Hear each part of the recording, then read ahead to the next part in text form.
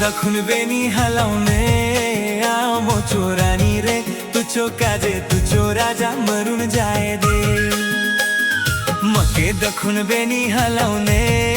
आमो चोरानी रे तुझो काजे तुझो राजा मरुन जाए दे मोचो बाबा बले से कहाँ से बुहारी आया बले रिसाली रे कहाँ फराली हे मोचो चंदारे तुझो काजे इलो तुझो परम पुजारी हे मोचो चंदारे तुझो काजे इलो तुझो परम पुजारी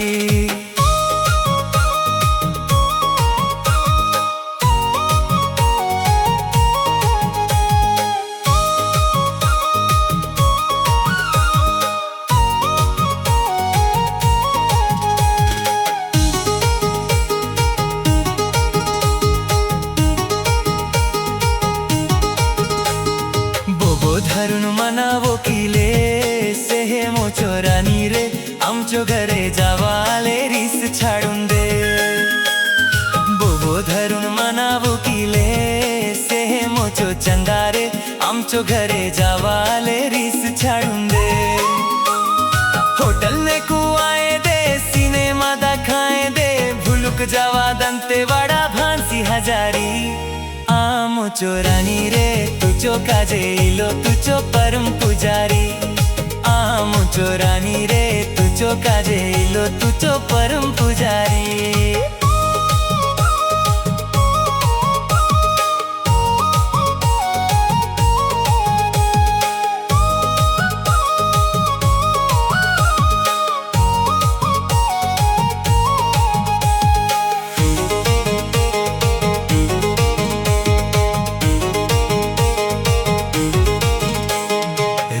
चाणून हरिक ओंदे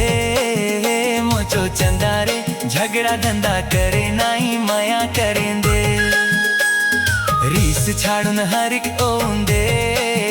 मोचो चंदारे झगड़ा धंधा करे नाही माया करेंदे संजय मार्केट ने जीतू पान ठेला चो पान खाऊं सफाई रिस्के रेटे थुकुंदे आमो चोरानी रे तुके अनुक इलो तुझो परम पुजारी आमो चोरानी रे तुके अनुक इलो तुझो परम पुजारी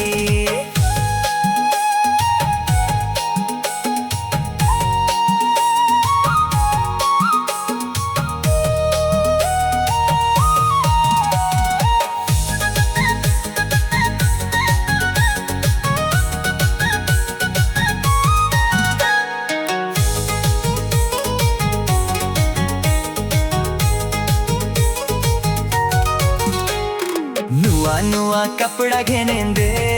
तुमके पिंधाए दे टीवी सीडी लगाऊन पिक्चर दिखाए दे